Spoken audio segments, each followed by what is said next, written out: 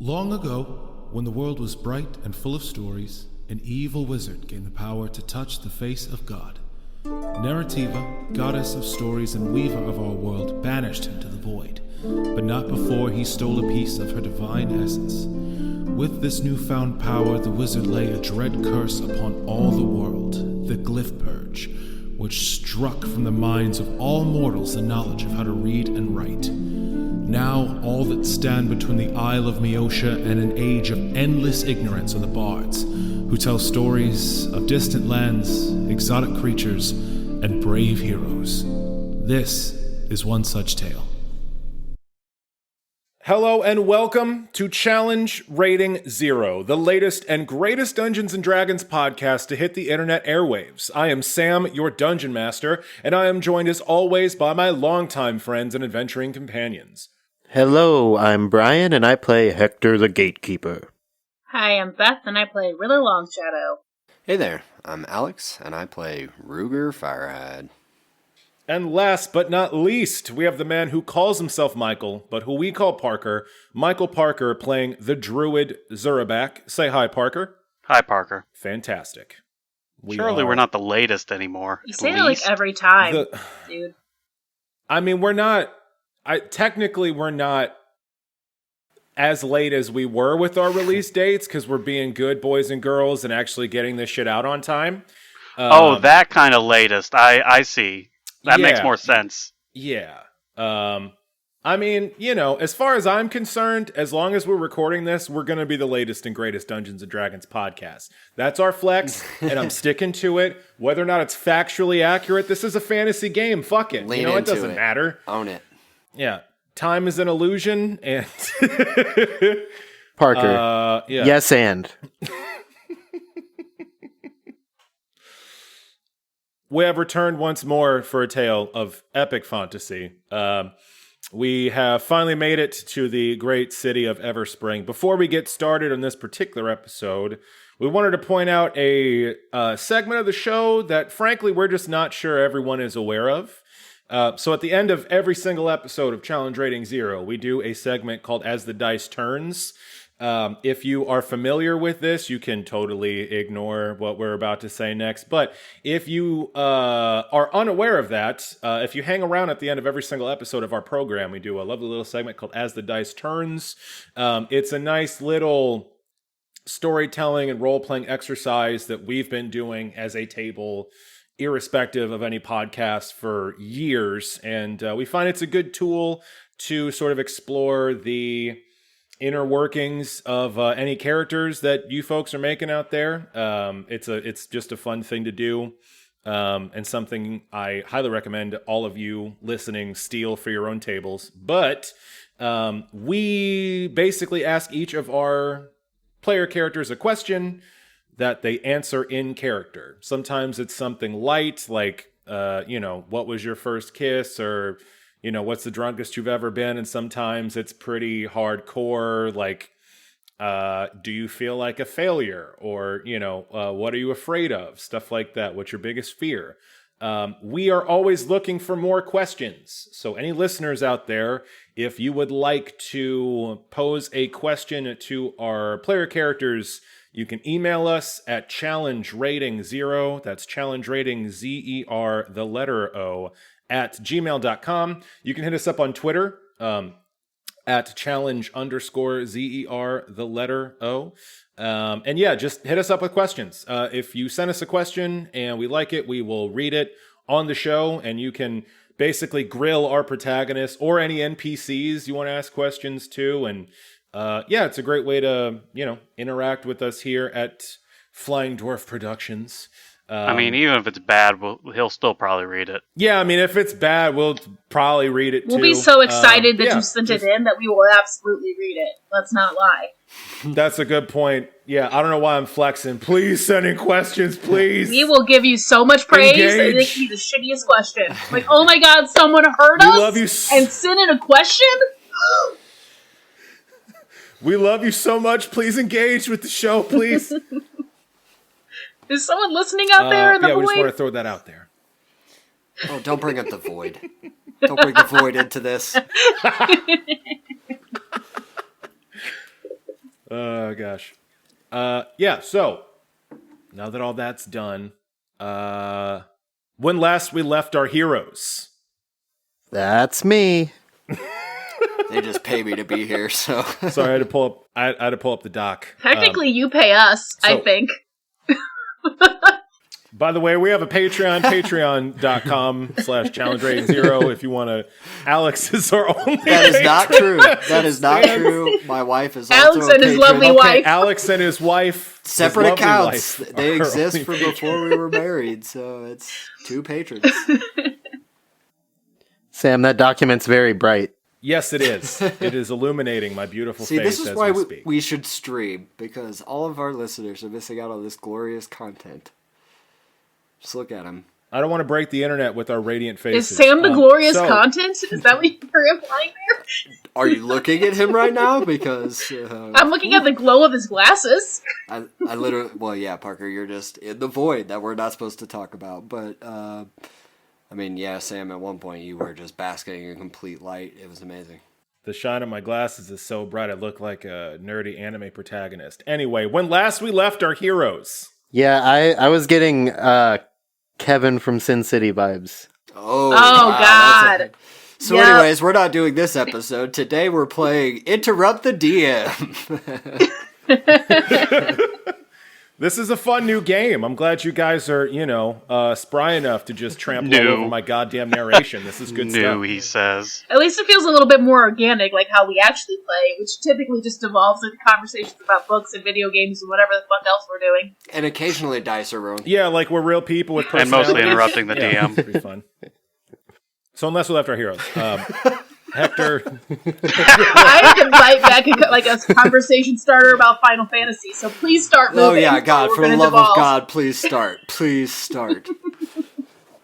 when last we left our heroes, Hector, Rilla, Zurabak, and Ruger Firehide have finally made it to the College of Everspring. Time to burn it down. After their long journey from the Briarmarsh, they were greeted at the gates of the base of the Everspring Mountains by Captain Kurz, a scrivener of the Order of the Quill. Kurz led our heroes through Grotmire, the ancient home of the dwarves that encompasses the interior of the Everspring Mountains. Our heroes took a long elevator ride to the surface, where the city of Everspring spread out before them, shining in a frenzy of bright colors and drifting melodies. A few drinks were had at a local bar called the Crooked Stool before Kurz escorted our heroes to the oft-referenced College of Everspring. They were hurried into a small office where they stood before a Loremaster named Hollan. Rilla informed the Loremaster that the body of Sebastian Weaver, a deceased bard, now contained the essence of Antony Geist, drawing confusion from Hollan, who has no idea who Antony Geist is. So, we join our heroes now in the College of Everspring, in the office of Loremaster Hollan. A lush green carpet under your feet, a cherry wood desk between you and the gaunt form of this lore master, wearing large silver robes with voluminous sleeves, her silver hair tied in a bun, and her wide and deeply sunken eyes regarding you all. And she says, "Who the fuck is Antony Geist?" He is. I laugh. Ah, you wouldn't know that name, would you? Perhaps it's because his name was stricken. Gasp. Loremaster Hollan stares over her templed fingers at you, and her eyes narrow slightly. The stricken? You're telling me that the stricken is residing in that husk that was once Sebastian Weaver, the dark god that cursed us all with illiteracy. The stricken themselves is in that form, and their name is Antony Geist. I know, it's stupid, right? That's the long and short of it. Do you have any proof of this? Kurz, you can't just let crazy people in here. They seemed legit when they came in. Hey, Anthony, do that weird black eye thing you do. And I, slap him on the back of the head. A little bit. Part of me hope he doesn't do anything. You slap Anthony on the back of the head, and he leaves his head cocked forward for a second, and then he draws himself up to his full 3-foot height, and he turns to look at you, and with his shackled hands, he points at the gag still in his mouth, and cocks his head to the side, raising an eyebrow. Yeah, I don't give a shit. I open it. You take the gag out of his mouth? Why do we even have a gag in the first place? Probably because he wouldn't shut up. He's a I would talker. think. He's a damn talker. Sebastian wouldn't shut up either. That's- There's no difference. Also, he technically could cast spells, I guess, so we're stopping him from being able to talk. But who gives a shit? I untie him. Not all of him, just his mouth. For sure. You take the gag off of his lips, and he moves his mouth around a little bit, and he draws himself up, and his pupils turn full black, which spreads over the whites of his eyes. A small wind from nowhere seems to rustle his shock white hair, and he says, "It is true what they say. I am the Lord of the End, the darkness beyond the stars. I am Void Spawn, the Stricken." It is at that exact point that I put the gag back in his mouth. Yep. Yeah, you actually cut him off. He says, "I am the Stricken." I laugh. So you see, he is the real article. We also have his diary, which is the original reason we were traveling up here, and then en route we kind of figured out we also had the Stricken. Yeah, So. that was total accident for real. Oh, and I got this crystal half skull, also worth mentioning. So with this waterfall of information that you provide, Scrivener Kurz, the large half-orc in shining plate armor that led you into this room, throws himself backwards against the wall and clamps a hand over his mouth in shock. Loremaster Hollan, this gaunt woman sitting across from you, reels back in her seat, and her eyes lower into a very small squint, and she stares at you all in turn, her eyes flitting back and forth between the lot of you. "Okay. So, when you said something terrible was inside the body of Sebastian, I believe I said the worst thing you could imagine. Yep. I'll give you bonus points for your accuracy.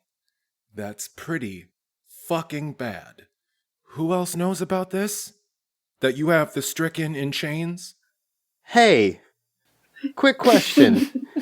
Are the Hilltopples with us? No, we left him Nope. below at that elevator. That's right. Okay. All right, Okay. second question. Do we want to narc on the Hilltopples? I don't know how I feel about this person yet. Does it matter? I mean, you're not about to murder us, are you? It is incredibly important to note who might or might not be aware that the dark god of the void is manifest on our plane of existence and in chains in my office. This is information that, if in the wrong hands, could lead to catastrophe. Are you the only ones who know about this? I will say this.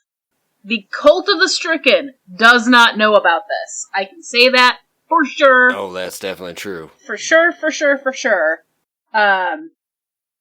But the people we were traveling with, Only our adventuring group. our party as a whole that we traveled here with, knows.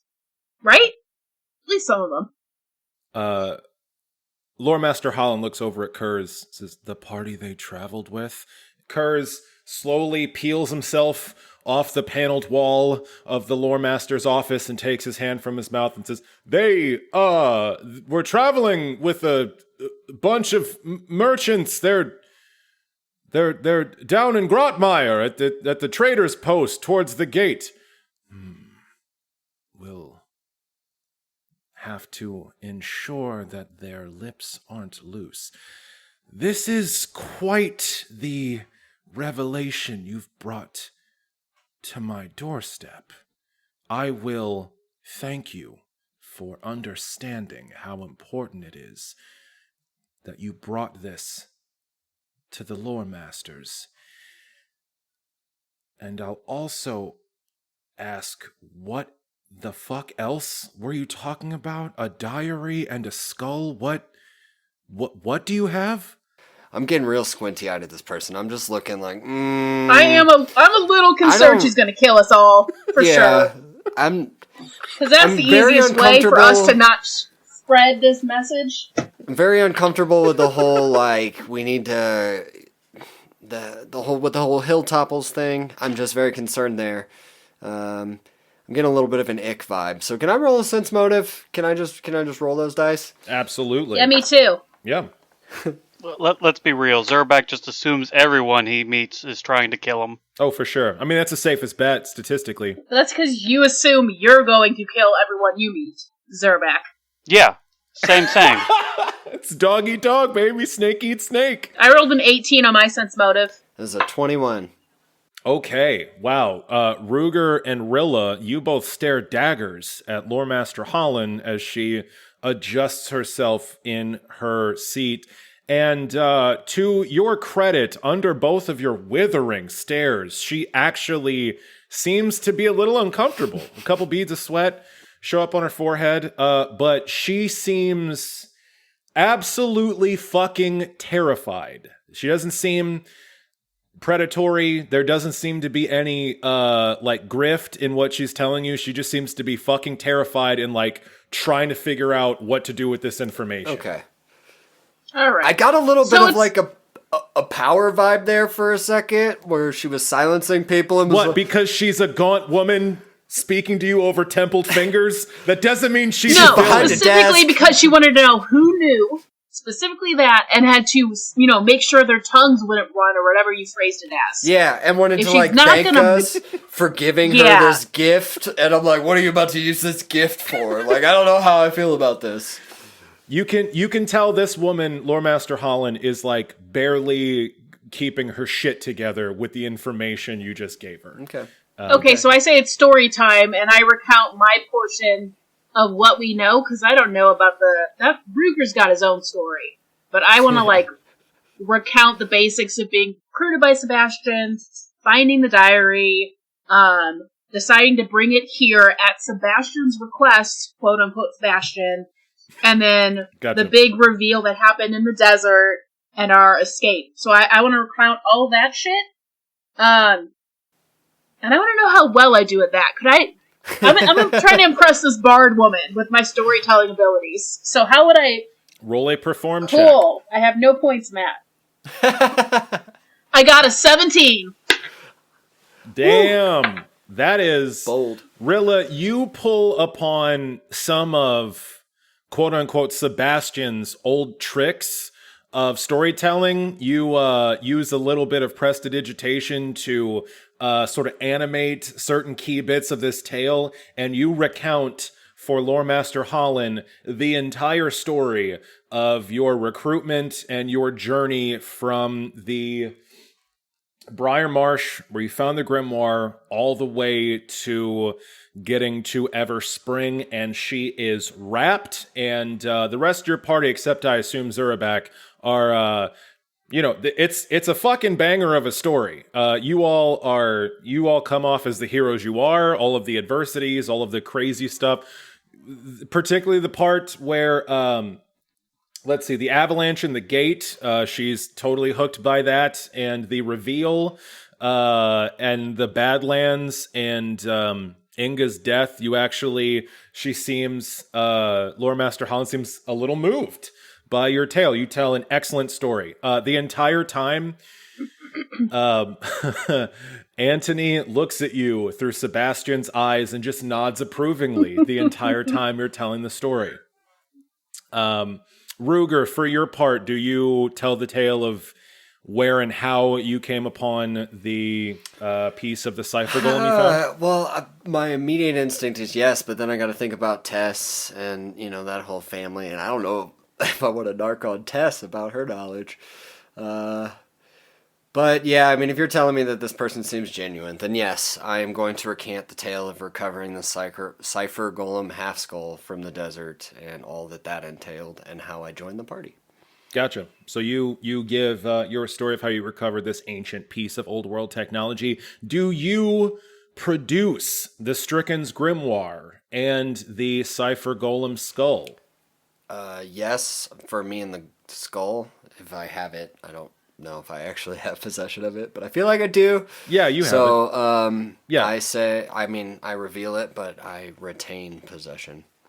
Yeah, same, if you guys are cool with that. I don't want to give it to her right this moment, but... Cool, so you tell your story and you present these artifacts, and Loremaster Hollan's eyes go wide as dinner plates as she looks upon these ancient artifacts that you produce, holding in your hands, and she takes a deep breath and lets out a long sigh. Okay. So, to give you all a little context,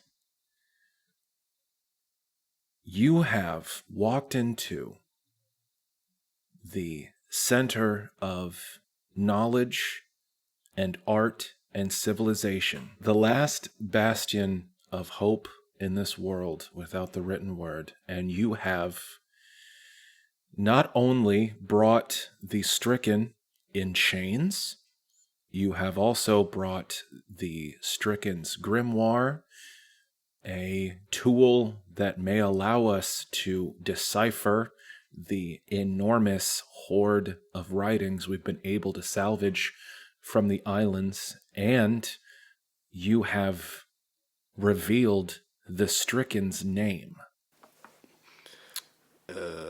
These are things that we have been trying to do for, let's see, what day is it? 900 years. So are we honorary bards now? Does this job pay well then? I mean, 900 years worth of service seems like it should pay well. I feel like we just got free degrees, right? Like honorary degrees, bare minimum. Am I Dr. Rilla now? I want a library named after me. Firehide Library. I am now Dr. King Zurabak. I like King Doctor better.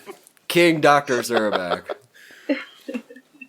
If everything that you say is true, and it certainly seems that it is, your names will be added to the Hall of Whispers with only the tasks you have already performed.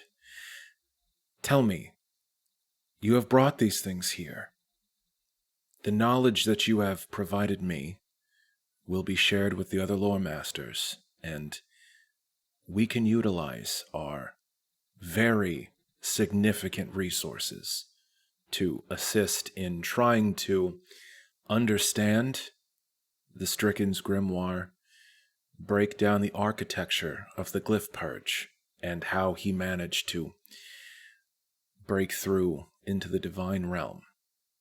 We may be able to end this dread curse once and for all, but I am curious, what are your goals in all of this? Personally, I'd really like to stop the cult of the Stricken before they destroy our world. I've got, Destroy our world? What do you mean? The cult of the Stricken is a band of zealots. They burn books and commit sacrifices to honor this fiend. What do you mean, destroy the world? Do you not remember the void spike that I mentioned? Did you forget about the void spike? Yeah, that whole part about the necropolis. That ring a bell? Oh, really? though I zoned out. Yes, you mentioned that they were trying to bring in bits of the void onto our plane, but are you seriously telling me that the Cult of the Stricken wants to destroy absolutely everything, including themselves? Yes. Here's what pretty I'm going to much. say. Yeah. My yeah. beloved aunt attempted to trade the entire world for the safety of the elves.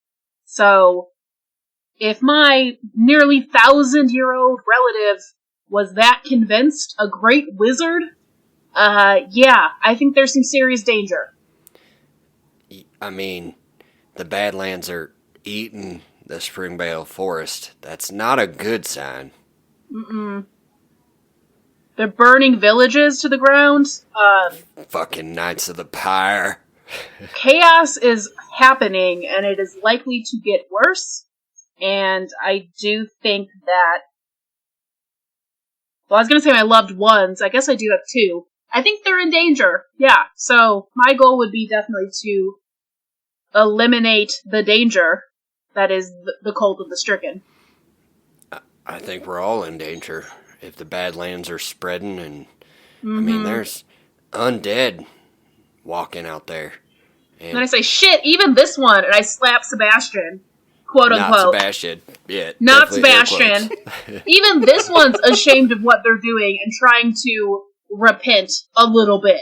So if he's taking it seriously enough to try and stop his own cult, you know. I am ashamed to admit that even with our eyes and agents, much of what you have told me comes as a surprise. We have been cut off from several places on the island through, it would seem, many of the events and natural disasters that you have described. Your story does fill in some holes. I will need to take this to the rest of the lore masters. I'll have to convene a council, and we will have to decide how we would like to move forward. In the meantime, I can assure you that, though you may have been joking earlier, you all are, if you wish it, honorary bards of the College of Everspring. You have done more work, more good in advancing the cause of the college than any other of our agents in recent memory. If you are sincere in your wish to bring an end to the Cult of the Stricken, to unravel this curse and bring prosperity, knowledge back to the Isle of Meosha, I can guarantee the support of the lore masters. But you find us at an inopportune time. There are certain complications that occupy the minds of the Council of Lore Masters. There is some tension between us and the Iron Shogunate that resides in Grotmire below us. These are things that can be explained later, but for now these revelations must be made plain to the rest of the lore masters. We can provide accommodations here at the college, or... Yes, that might be for the best. I would ask that you keep this information to yourselves. You seem to be excellent stewards of these powerful artifacts. I would not deign to take them out of your possession, but I ask that you safeguard them. The Cult of the Stricken does seem to have agents everywhere. I cannot guarantee that they that we are free of spies and agents ourselves. Scrivener Kurz, can you show them to our best accommodations? Of course I can! This has been quite a day! I might need to sleep myself! Yes, well, that's entirely up to you. Kurz will show you to your rooms. You can explore the grounds of the college, explore the city proper if you wish, but please, do not tell anyone what you have just told me, and will you consent to leave the stricken in our custody? We call him not Sebastian. Yeah, he goes by Anthony, but we definitely prefer not Sebastian. Whatever you name this abomination, I would feel much better if he was in our dungeons. Yeah, I, for one, am happy to be rid of him. What do you guys think? Hektor? Yeah. Leave him. Fuck him. Yeah, I mean, for the time being, it seems right that the greatest evil villain of the last millennium should probably be not just dragged around town in a gag and rope and stuff. So I suppose it's not very secretive. I hear that dorm rooms actually don't make great jail cells.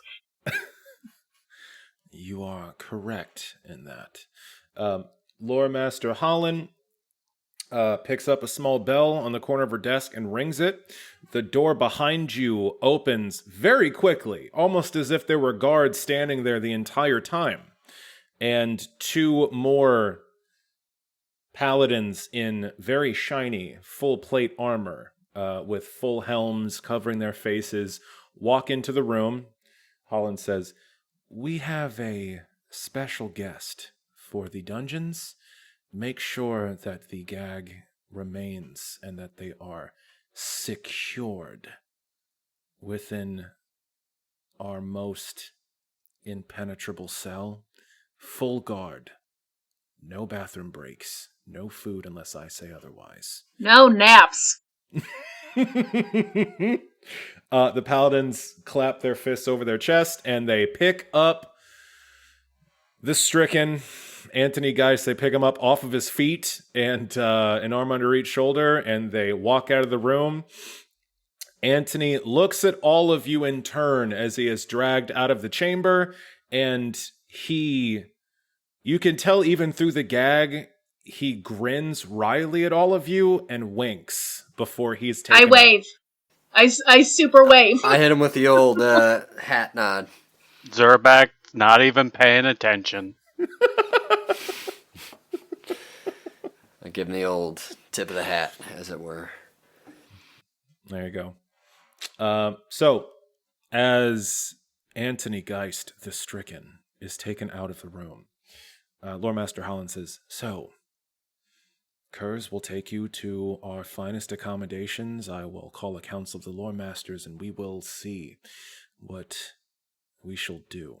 As I said, there are some political complications that may need to be dealt with before we can come to terms with everything you have just told me. But in the meantime, you have free reign to wander the grounds of the campus of the college and the city proper. You all seem to be a bit more rural, so I'm sure there will be plenty to keep you entertained." Well, that was mighty condescending of you. But I could sure use a bath, so that's a great place to start. We were getting some pretty hard eyeballing for our outfits. Do we get like cool uniforms or anything with this Oh my bird god, wear? here we go. Describe my again. clothing. I want more. Is it a noble's outfit? I will see to it that your rooms are stocked with more fashionable garb if you require, and Hell yeah. we do have a very well-stocked and well-staffed bathhouse in the college campus. We have every creature comfort you could require. Please, make use of anything you'd like. Kurz, if you'll please take these very dusty adventurers off of my freshly cleaned carpet. Of course! Yes, right on it. And Kurz, bows way deeper than he should and, walks backwards out of the room, still bent over, and, waves you all to follow him. I follow him. I also bow. I give the old tip of the hat. I whisper to Rutherford that he should shake himself off on the carpet before we leave. Rutherford reaches a paw up and digs all of his claws in and leaves a huge fucking scratch all the way down this rosewood desk before he saunters out of the office after you all. Ruger gets a little Nick Offerman about that and just is aghast at the destruction of the beautiful woodwork. So the door to Loremaster Hollan's office closes behind you, and Kurz says, "Please, follow me. There's a full residential wing of this sprawling campus. There are rooms here that are set aside for traveling dignitaries and merchant princes. Well, that was what they were originally intended for. Now it's just for, the Loremaster's friends. Please, follow me." And he leads you up a winding staircase that leads to the second floor of this main building. The architecture of the college is there's a large main square entryway, and buttered up against that is a huge circular sort of common area, and there are 4 different wings branching off of that common area. The second floor has, of this central circular common area, has windows wrapping all around it, all wrought of gorgeous stained glass windows showing incredible scenes of heroes fighting monsters, of bards telling tales, beautiful landscapes, all wrought in this beautiful 360 window that wraps around the entire massive chamber and bends the light in a dazzling kaleidoscope of colors that play across all of the furniture. Are any of these stained glass window pictures depicting specific famous stories? Absolutely. There is a stained glass window that depicts the story of the Gatekeeper clan slaying an enormous tribe of Grimlocks to settle the mountain pass. There's an enormous scene of an ancient elven hero that is slaying a beholder, shooting 5 arrows at once in each of its eyeballs. Yeah, there are definitely some scenes that you remember from stories that you've heard in your childhood. Hektor runs around excitedly and points at the ones he recognizes and tells everyone what story that's from. Yeah. You see a scene of Emmerich, the blind swordsman, Greta Grimsbane, the halfling barbarian, who wielded a club 5 times her size. You point out every single adventurer. You can name almost all of them. One day my weapon's gonna be as big as hers. It's just wholesome content. Yeah, Hektor is in hog heaven. And you pass by a slew of students here in this college. There are people of every shape and size. You see dwarves, halflings, humans. You see an elf or 2 walking around elves are much rarer here than the rest of the. Do I know them?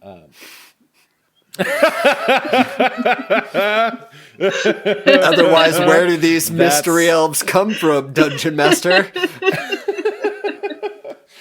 Well, you don't. A huge swath of the elves retreated to the forest, but not all of them. Not every single one of them. There were some clans, some families that did not wall themselves off in the Springvale Forest. And yeah, so there are some families out here, very few compared to what there was. But yeah, you see a couple elves. They look at you quizzically, Rilla, as you walk through and sort of like chatter with one another as you walk by. Yeah, eventually you are led to a very large wing of the campus that seems to be residential. The first few halls you walk down, there's definitely a dorm vibe. There are some doors open with students like smoking cigarettes and like shittily picking at loots.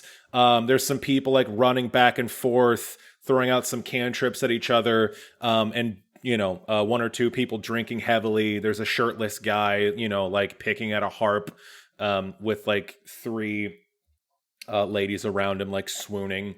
But you turn a couple corners and you get to a much nicer part of the campus with that seems more like live-in residential areas.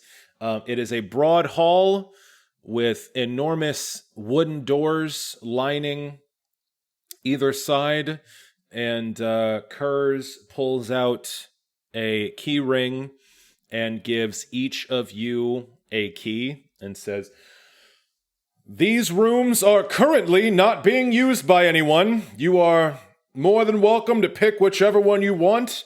They're fully appointed, with furniture cleaned regularly, and there are wardrobes within that should have a few outfits.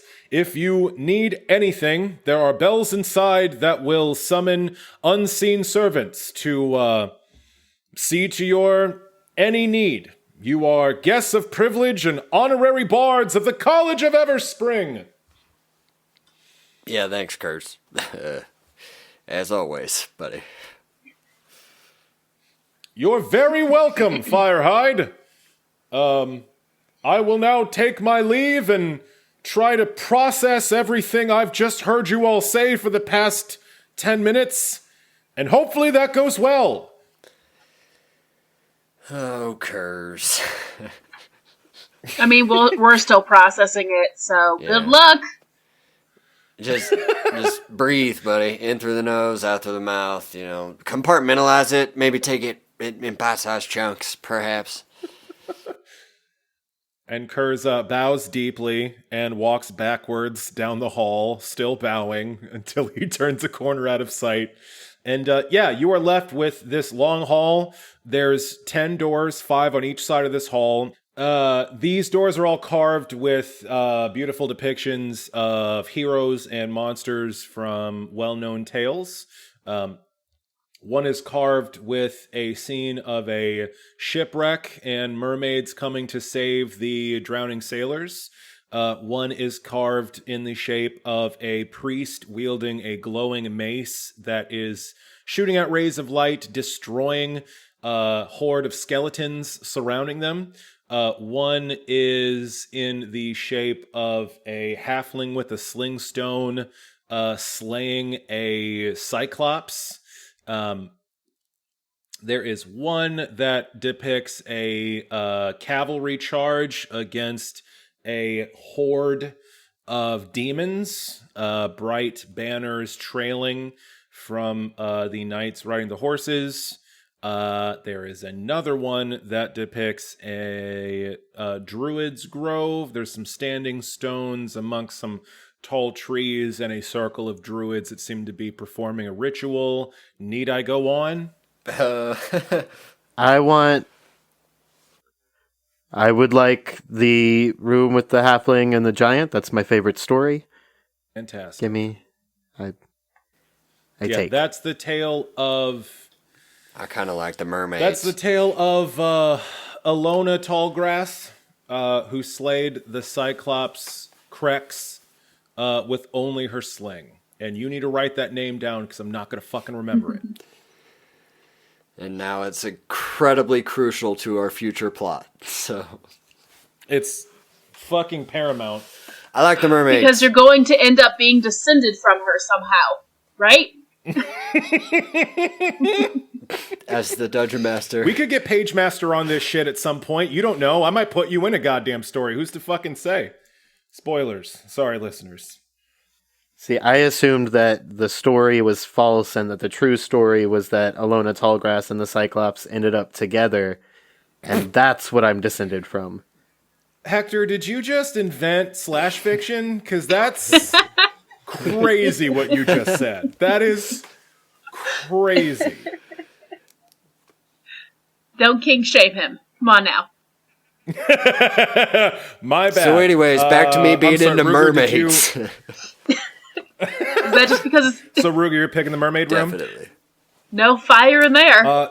Exactly. This the story that this depicts is the story of Leopold Augustus Seastrider when his ship crashed in a fateful battle and he was rescued by a bunch of mermaids. Oh, that's nice. Sounds like an asshole. So the two remaining are a druid room, and what was the other one? There was a druid room, there was a cavalry charge against a bunch of demons, and there was a priest slaying skeletons. None of those really appeal to Rilla very much. I just opened the remaining doors and check out the color schemes. I cannot stress this enough. Canonically, none of you guys have opened any of the doors yet. I'm sorry to say, all these rooms are exactly the fucking same God room. damn it. They're hotel rooms. They're fancy hotel rooms. I take the cavalry charge, I guess. Okay. I don't want to be in the undead room. That's going to give me the creeps, considering my fate or tarot card. So not that one. Yeah. So the cavalry room, that is the story of the Crimson Legion, a band of heroic cavalrymen that swore allegiance to no nation and died heroically stopping an invasion of demons from coming into the world. And Zurabak, which one of these rooms do you want to fuck up real bad? I don't know. As everyone was gushing over it, Zurabak probably just wandered off. Fantastic. Yeah. We'll get to your adventure in a second. So, yeah. So you all pick your rooms. Ruger, you pick the room with that is carved with Leopold Seastrider in his mermaid adventure. This great shipwreck, and you open the door into this room, and it is nautical themed. Fuck you guys, I was lying. You see an enormous 4-post bed carved to look like a pirate ship. There is, it's a beautiful 4-post bed. There is a lush carpet that is dyed to look like waves with fish swimming in it. And there is the windows in here that face outside look like giant portholes. And this it's basically a suite. You have a sitting room in the front with beautifully carved wooden benches with sumptuous cushions upon them and lovely fireplace. And then past the sitting room is the bedroom proper. Everything is hues of blue-green and bright spots of color, and the walls are painted to look like you are underwater, and there are mermaids in a rainbow of colors beautifully painted on the walls all around. So yeah, you have a beautiful nautical themed room. Yep, that is exactly what the Ruger ordered. So there is not a hint of fire anywhere. Even the fireplace is unlit. I roll around on the bed like a cat. You know, I just like stretch out like, you know, it's luxurious.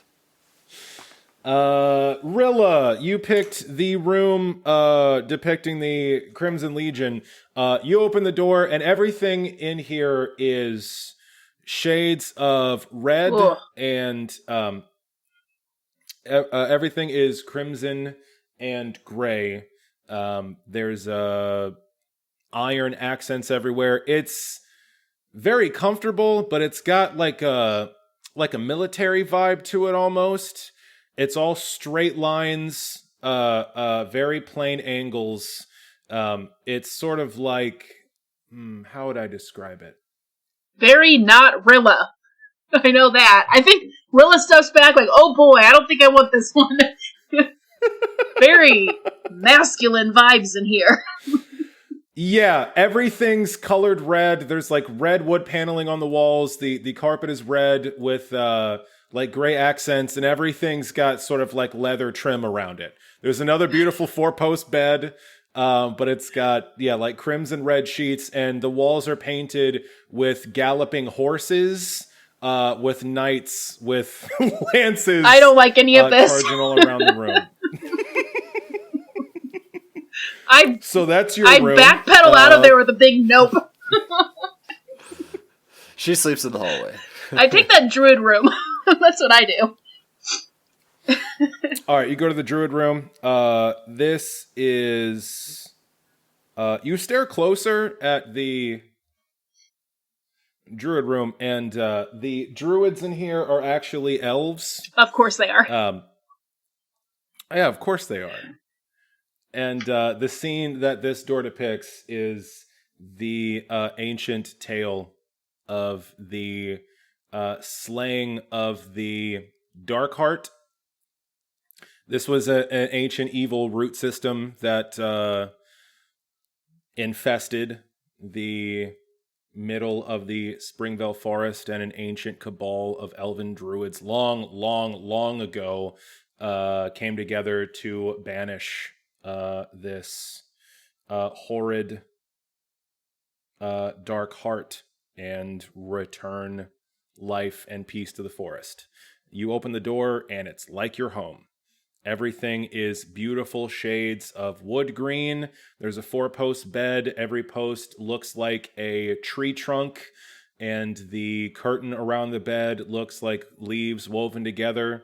It looks like you're in a giant treehouse. Everything is beautifully carved wood with a natural sort of shape to it, almost like everything was grown out of the ground. The windows look like they are like just naturally occurring openings in the bark of a tree, and the walls are painted with animal life weaving in between tree trunks and lush greenery. My shoulders visibly relax, and I set Rutherford down, and he probably hops up onto something that looks like a tree and curls up, and we're good. Mistress, I much prefer this room as well, says your familiar Rutherford. Is this the first time I've heard him talk? Mm-hmm. I jump about 6 feet in the air. Ah! Forgive me, mistress. How long have you been able to do that? 3 weeks. For a very short while. As your magical powers grow, so do mine.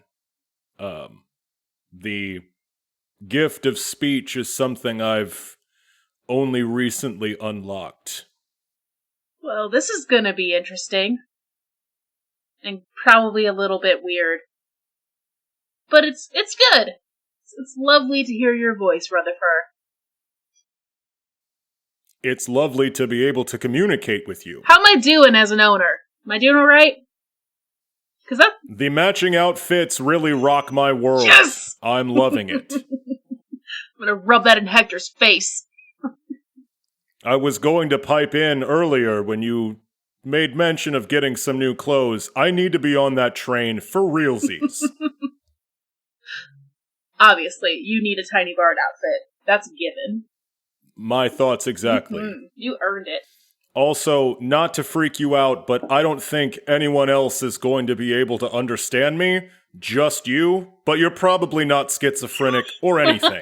So, Hektor, you approach the door that you've chosen. which is the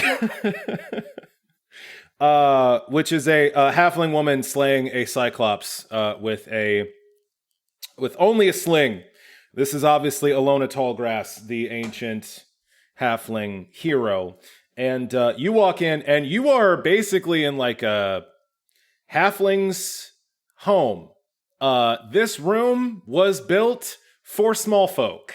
The bed is sized for a person half your height. So was all the furniture. The ceiling's actually a little low. You like bump your head on a chandelier. Everything is beautifully furnished in shades of blue and gold. The theme seems to be like rolling wheat fields. Alona Tallgrass was famously a farmer that rose up to slay this cyclops. So everything's a bit plain, but incredibly well made. All the couches and furniture well carved, but it's got a simple sort of, what are the kids calling it these days? Cottage core vibe, in shades of blue and gold. But yeah, everything's sized for a halfling. Cool. I push the bed to the side and put my bedroll on the floor. Wonderful. So you three make yourselves at home in your rooms. Zurabak, you have wandered off. Yep. You and your enormous pet snake have started to wander through the College of Everspring. You draw no shortage of stares from the students, and you assume, if you cared to assume, professors of the college as you wander through, barefoot, clad in only pants, a vest, and a top hat with your face painted to look like a skull. Are you wandering anywhere in particular, or just letting your feet guide you? No. My nose knows what it wants. Food. Fantastic. You head to the dining hall with preternatural swiftness. You find yourself at the dining hall. You get the smell of roasting meat, and you follow it like a bloodhound. Your snake following after you. And as you make your way through the campus, you cross through that main central common area with the beautiful stained glass windows. Ignoring that shit completely, you make your way past another crowd of students and faculty, and you enter another grand hall, the dining hall. This is an enormous room, 200 feet long by 100 feet wide, just a massive chamber that is completely open. There's a beautiful skylight in the roof that allows plentiful sunlight to stream into the countless rows of long tables, all flanked by chairs that fill this space. This room looks like it's big enough to feed 5 times the amount of people you pass in the halls on the way coming here. Almost like this campus was designed to hold way more people. But as you enter this room, the smells of cooking meat just assail you, and against the far wall, you see what's causing it. There's an enormous open kitchen directly opposite the doors leading in here. It's a like waist-high wall between the dining tables and what seems to be a fully staffed kitchen. There are men and women, mostly humans, that are rolling dough, that are frying up vegetables, and there is an entire side of beef that is being roasted on a turning spit over an enormous cook fire. And the smell of that is just punching you right in the face. What do you do? I look at Snake. Snake looks at me. We nod, and we go to it. Fantastic. You approach the side of beef. There doesn't seem to be anyone eating in here yet. You see a couple of people sitting in a few chairs in a couple huddled clumps here and there, their feet up on the table, just shooting the shit, some people playing dice in the corner, but there doesn't seem to be too many people in here. And you walk, I'm guessing, just directly up to the side of beef, not saying anything to anyone? Yep. Fantastic. You walk right up to this beef that is sitting on this spit, and you start chomping. Do you take any parts off, or do you just start eating it while it's on the spit? Paint me a picture. What are you doing here? Grabbing chunks, tossing the snake, grabbing chunks, putting them in my mouth. Fantastic. As you start taking huge chunks off this side of beef, you hear a growl. I growl back. Right next to you. Just instinctively. Yeah, so you hear a growl, you growl back. Snake hisses next to you and seems to be looking at a creature off to the side. Do you turn to see what's growling at you? Yeah, afterwards. After the growling, another faceful. For sure. You see an interesting little creature. You see a muskrat. You see a chubby little rodent with a long hairless tail, 4 partially webbed feet, that is staring up at you with hate in its eyes, and it's growling at you with this tiny little growl as you are chomping on this side of beef. All of the kitchen staff seem to be pointedly ignoring you and this little muskrat, and they're just going about their work. Some of them are like stepping way out of their way to get to the next station to completely avoid this little creature that is growling at you. It is no more than like shin high, but it is staring at you and growling fitfully. What do you do? Continue to growl back. And let's throw some that druidy stuff at him. Oh, you're going to perform a wild empathy check? Yeah, that one. Gotcha. So you're going to use your druidic abilities to try to calm this creature? Yeah, hold on. Well, I rolled a 20. Okay. My druid level is 6, and my charisma is 1. Okay.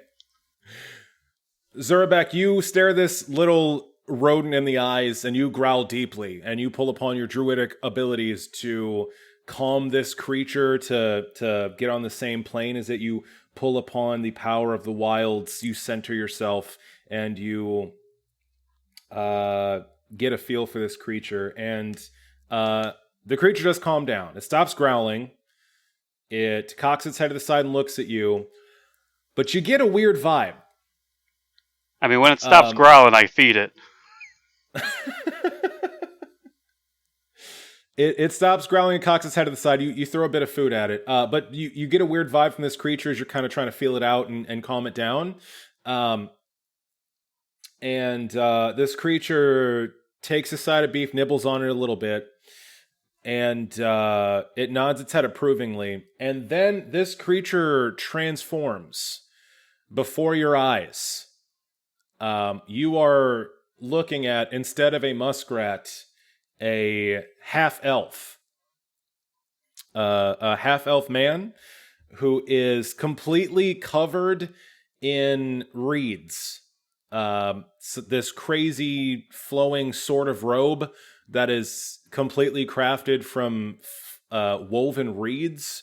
All over their body, it kind of stiffly moves with them. They have very long, disheveled hair and a long beard, and they seem just generally wet as you look at them. And you also notice that this elf, this half elf, has gills, these strange slits on the side of their neck. This half elf opens their mouth to speak, and they don't speak in any human tongue. They speak to you in Druidic. The language of the druids, and instead of like a normal human conversation, you just get bits of, the pertinent information that someone that lives in the wilds needs to know. you get the words, me muskrat, circle of reeds. What circle are you from? I look at him, look at Snake, and I point at Snake. This half elf man with gills stares at you and Snake and nods solemnly. Says, in Druidic, Snake circle. I give him another piece of meat. He takes it kindly. He walks up to you and punches your shoulder in a friendly way, and then waves you over to a table. He slams his fist on the table, and two of the cooks jump and flinch at his slamming, and they bring over that entire fucking side of beef and put it on the table between you, and he just starts going to fucking town on it. Zurabak nods approvingly and joins him. Fantastic. You have met Muskrat, the local druid. Fantastic. Back to you three nerds. Rilla, Ruger, Hektor, you have finally gotten a moment to rest. You are in beautifully appointed rooms, full of accommodations. There are wardrobes with some outfits in there. Some of them fit, some of them don't. They're not all up to your specifications. You have been informed that there is a fully functioning bathhouse on campus, and that if you need anything, you can ring the bells in here and an unseen servant will see to your needs. You notice that there is in each of your rooms a tiny side table with a tiny silver bell upon it. What do you all do? Well, I intend to take a bath.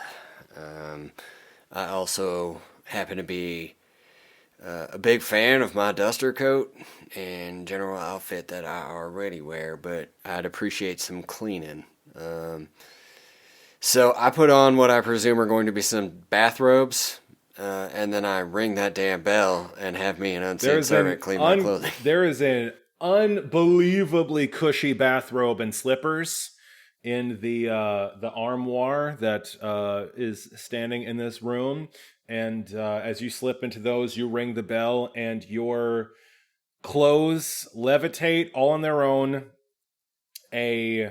They move over to a small door that turns out is a utility closet, which flings open, and they start, seemingly of their own accord, dunking themselves into a wash basin and slamming themselves against a washboard, being cleaned by the unseen servant. Well, would you look at that? Would you just look at it? And then I pad down to the bathhouse. Cool. You head on down. Hektor, what are you doing? Mr.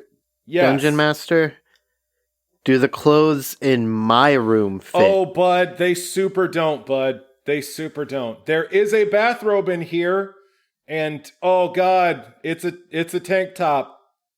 I wouldn't if I were you. Unless you're going full Tarzan. No. That's entirely... I mean, you got the physique for it. Yeah, no, Hektor looks through the clothes, sees that obviously they won't work. He'll go ahead and ring the bell and ask for some him-sized clothes to be delivered to the bathhouse. Yeah, cool. And then I exit my room and go to the bathhouse naked.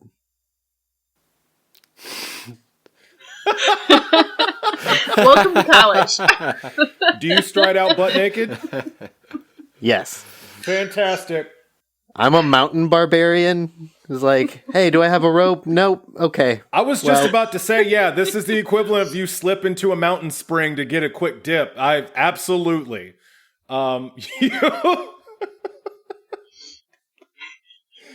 Oh god, yeah. So Ruger steps out of his room in a big cushy bathrobe and slippers. Hektor steps out butt ass naked and with nothing but a broad smile. And Rilla, you're in your room. What are you doing? Rilla, stay there. I think I'm having a stroke. I'm pretty sure I'm having a stroke. Because my cat's talking to me. For those of you that don't know, when you play a sorcerer, as you gain in power, your familiar does get special abilities. One of them includes the ability to talk with their master. So that's not like homebrew, whatever the fuck. That's actually a thing that Rilla gets for being level 6. So moving on. Yeah, Rilla, you're having a stroke in your room. I look at my clothing too, and I am going to summon an unseen servant to get a tiny bathrobe for Rutherford. Obviously. Which I think we just steal from Hektor's room. Yeah? Oh, my heart. Yeah, as Hektor steps out of his room, a tiny bathrobe flits out of the door behind him before it shuts and flies over to your room. Yes, mistress, this is exactly what I was hoping for. Perfect. Or should I say, perfect. That's not going to be a thing. I apologize. But can it be? It's adorable. And then we swan off to the bathhouse too. Cool. There is a perfectly sized bathrobe for you and now for Rutherford, and you both stride out as your clothes are being washed by the unseen servant. You get out into the hallway and you see Ruger Firehide in a cushy bathrobe and slippers. In a state of distress. And you see Hektor the gatekeeper just naked as a fucking jaybird. How do you two react to that? Like this, I crack up immediately. Nice to see you too, Hektor. Buddy, you're hanging brain. You know that, right? I don't know what that means. We can see your ass, is what I shout from behind. Yeah, that's not the only thing. You might want to perhaps... Modesty? Is it a word you're familiar with? I've heard it. And then I walk past you and head towards the bathhouse. Hektor, I have a question. Are you still carrying your weapon? I can see it right there. I didn't even mean that. I just imagined like a nude barbarian with like a fucking greatsword or some shit. I can see it right there. Hektor just yells out, "Ha!" as he continues walking further and further away from you guys. So Hektor boldly strides completely butt-ass naked through the campus with you two in bathrobes trailing after him. Rilla, I swear to Narrativa, you better never shapeshift into this. I never again want to see this. Ooh, see, now I gotta do it. That's what you just guaranteed. Mm-hmm. I know, I was asking for it as soon as I said it. Hektor, real quick, what is your strength score? Based on those glutes? It's an 18. So your strength is 18, so you're as buff as a human can be, about at your level. And what's your charisma? 13. So you're a good-looking dude. All right, so as you stride naked through the College of Ever Spring, there is a string of shocked gasps and more than a couple, woo! One of those is definitely me. I'm an established woo girl, so that's definitely me. Oh yeah, I joined in for sure. Who's that slab of man? Hektor, the gatekeeper. Keeper of the gates. Keep my gates anytime. Yeah, get it, bro, get it. You are...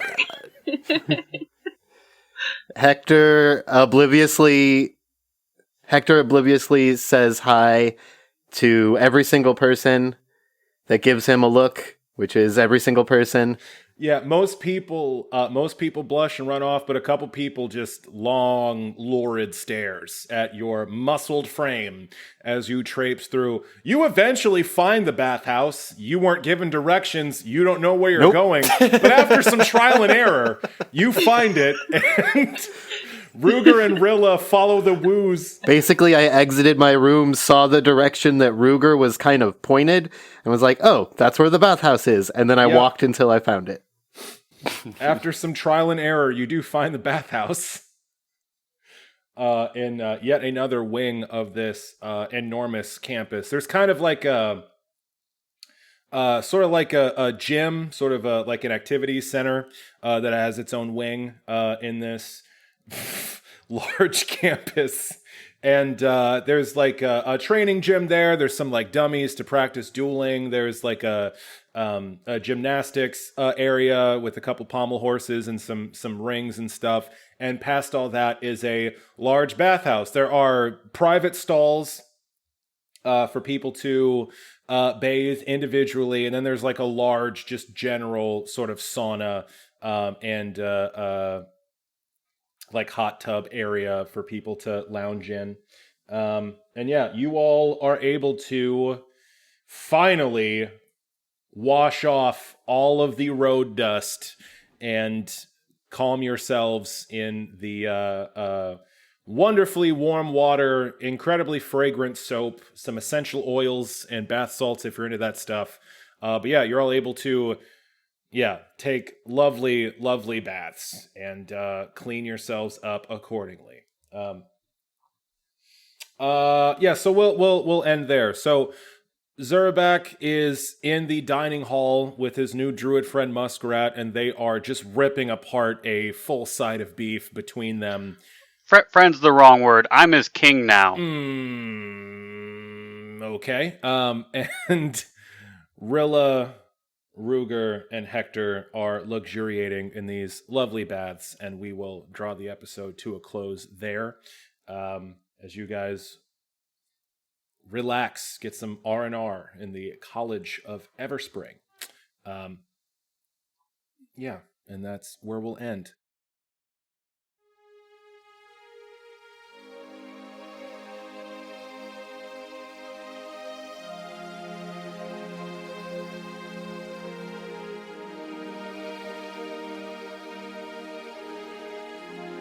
Hello and welcome to As the Dice Turns, the podcast after the podcast, where we take a deep dive into our player character's psychology, their fears, their motivations, their characterizations, and try to get a better understanding of them as people. In this segment of the show, we ask each of our protagonists a question and see if we can't glean some deeper understanding of our player characters. Today's question is, what is your favorite story? The land of Meosha is rife with tales of heroic adventure, of terrible monsters, distant lands, and exotic creatures, if you will. And today we're going to see what our protagonists' favorite stories are. So we'll start with Rilla Longshadow. Thank you once again for coming to our new and improved and very clean studio. How are you today? I'm feeling great. And it's nice to not have to come in here and clean a spot to sit. It's a good feel. Yeah, I got some Roombas in here. They're really making sure everything stays very, very clean. It's very nice. You can save the prestidigitation. So, Rilla, the question for today is, what is your favorite story? You've lived a long life, relatively, amongst the elven people in the Springvale Forest. I'm sure you've come across a bard maybe once or twice in your day, and there's, of course, the stories of the elven people. You're now at the College of Everspring, a reliquary of many stories from before the Glyph Purge. What is your favorite tale? I was told a lot of stories about princesses and towers as a kid, and I think it was supposed to make me patient, but it did not work. I will admit my favorite stories were those of the Bloodscalp King. The great Adira, the dwarf. Interesting. A true monster she was, but her rage and fury, her inability to let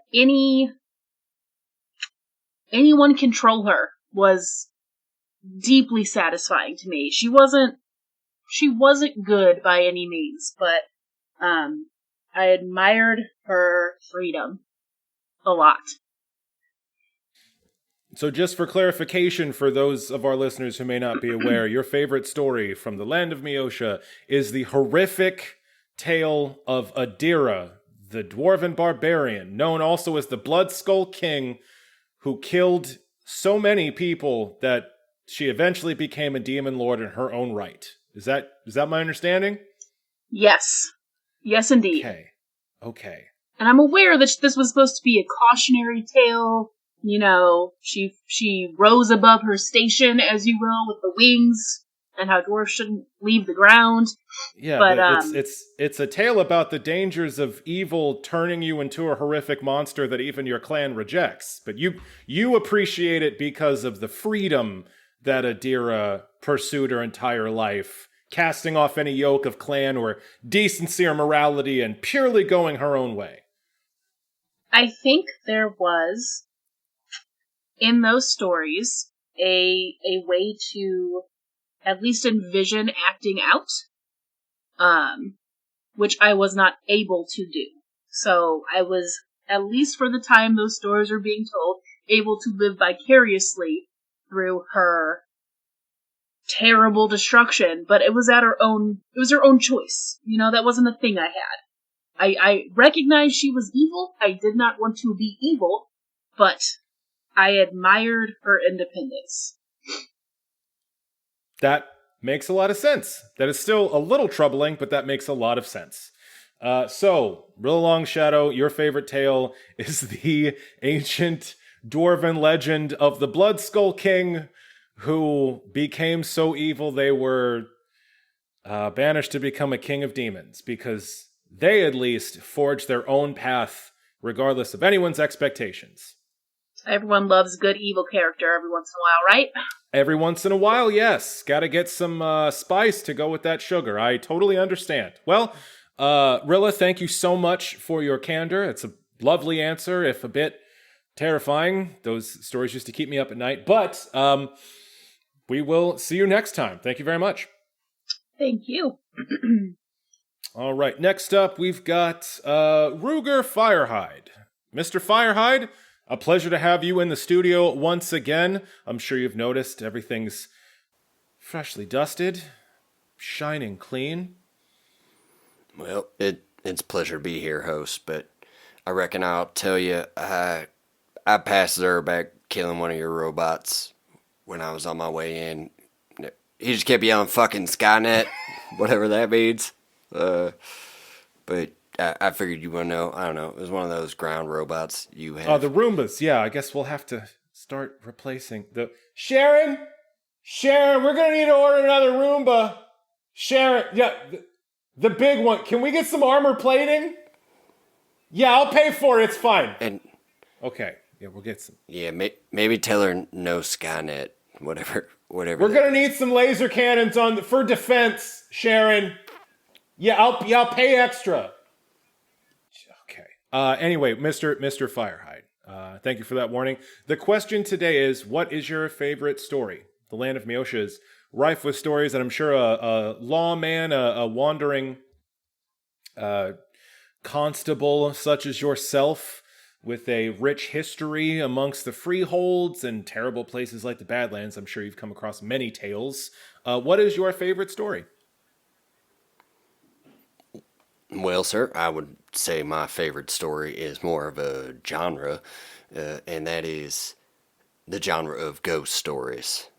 I have spent many a night around a campfire with other travelers, and I'll tell you, there is nothing quite like a good, scary ghost story. Am I right? Yeah, absolutely. Nothing like a spine-tingling tale of fright and the macabre to really stimulate your senses. I fully agree. Well, I mean, the fear muscle needs flexing just the same as any other. And, one can weave a fabulous tale about things that go bump in the night. I have to say, with your particular cadence, I'm sure that you are quite the yarn spinner out there on the trail. I'm sure anyone would be lucky to share a campfire and a ghost story with you. Are there any in particular that stand out, or just ghost stories in general? No, I mean, there are just so many to choose from, friend. I mean, I'll not narrow it down to one.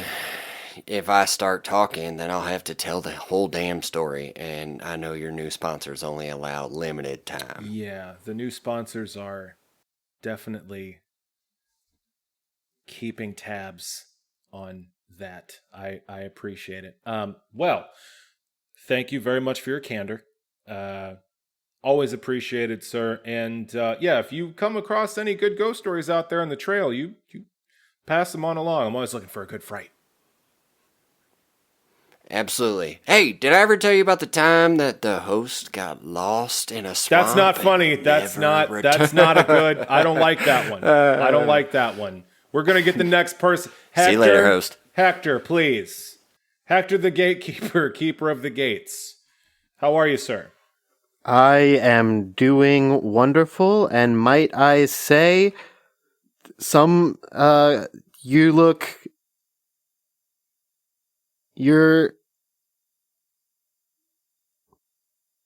there's that.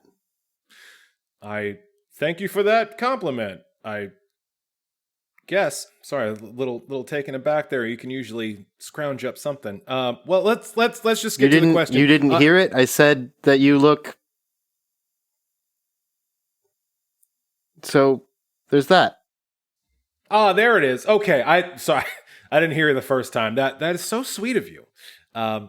Anyway, let's not get sidetracked. Hektor the gatekeeper, keeper of the gates. The question for today is: what's your favorite story? I know that a barbarian such as yourselves, a gatekeeper, ferrying travelers and bards back and forth through that treacherous mountain pass, I'm sure that you have come across quite a few stories in your day. I know stories mean quite a bit to you in particular. You're hoping to be the hero of your own tale. What stories drive you? What is your favorite story? What is my favorite story? And I can only pick one?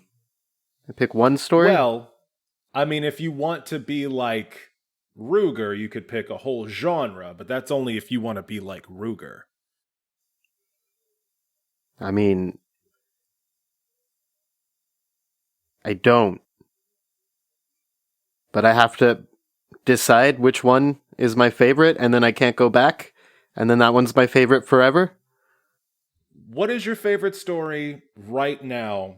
Just so our listeners might gain some insight into the kind of stories you like. But I have to pick a right now one? Hektor, are you stalling for time? No, how are you supposed to pick a favorite story? All of the stories, they're so good. Alona Tallgrass killed a cyclops. She was like 3 feet tall. What? Rakhar, the first gatekeeper? How am I not going to love the story of the first gatekeeper?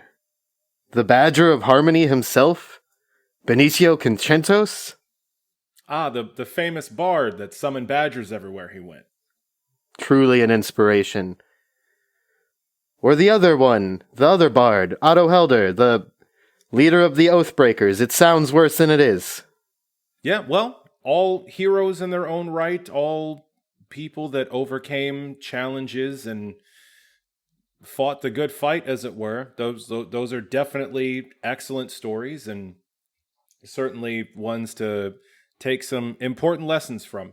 Is that the kind of story you like? The ones that focus on heroes overcoming challenges and saving the day? I'm sorry, is there another kind of story? Do they make other ones? I think if you got a couple writers into a room together, they could have a debate about that for about 5 hours. But yeah, I mean that's a fair point. I'm curious. Do you think your story so far compares to any of your favorites? Well, I've done some really cool shit. This is true. But have I quite reached the level of killing a 20-foot-tall cyclops with a small rock? Not yet. But one day, I'll find my cyclops, and I'll slay it. And that is a literary tool that they call a metaphor.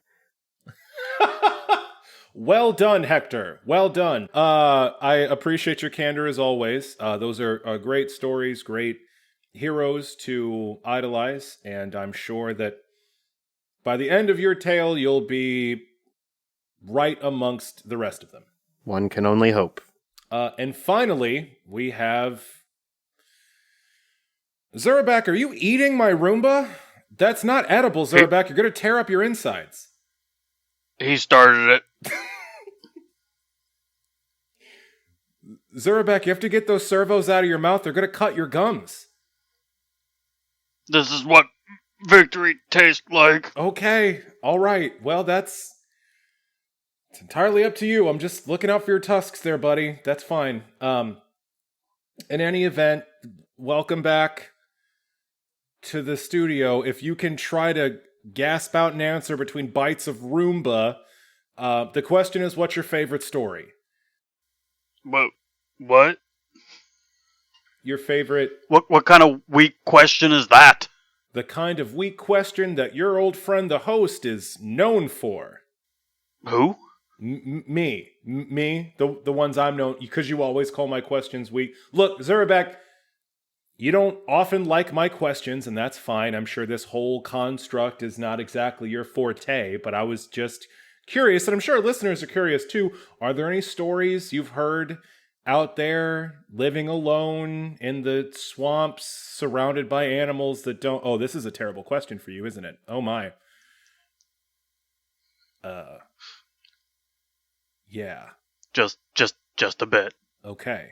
Well, didn't the druids that you grew up with tell stories when they were in animal form, hunting animals for survival? Oh my. Okay. Mostly, don't eat that. Don't bite that. Don't eat that. Right. Don't bite that. Yeah, I suppose growing up miles and miles and miles away from anything even considered a town amongst other creatures constantly in the shape of animals. Yeah, I guess stories wouldn't really get to you. Huh. Well, that's going to do it for us here at As the Dice Turns, the podcast after the podcast. We certainly appreciate you listening to the show. Zurabak, seriously, you're going to cut your gums. You have to He stop. was weak! Okay. Sharon and I thank you for listening to this little program, and until next time, keep those dice turning. Hey there, dear listeners. It's Sam, the DM here, checking in with the credits at the end of the show. Music for Challenge Rating 0 is provided by the Harp Wolf, Danielle Taylor Williams. You can find more of her work at danielletaylorharp.bandcamp.com. She has an album out called Why Are We Surprised When Seasons Change? I seriously recommend it. Additional music for Challenge Rating 0 is provided by Justin Ra. You can find more of his work at justinra.com. He also has an album called Age of the Spirit, which I highly recommend as well. If you'd like to contact us here at the show, including sending in questions for As the Dice Turns, you can find us on Twitter at challenge_0. You can email us at challengerating0@gmail.com. You can find us on Facebook at Challenge Rating 0, and you can find us on Instagram at Challenge Rating 0. And thank you so much for listening to Challenge Rating 0. We certainly appreciate your ears. Until next time, folks, be good to each other. Bye.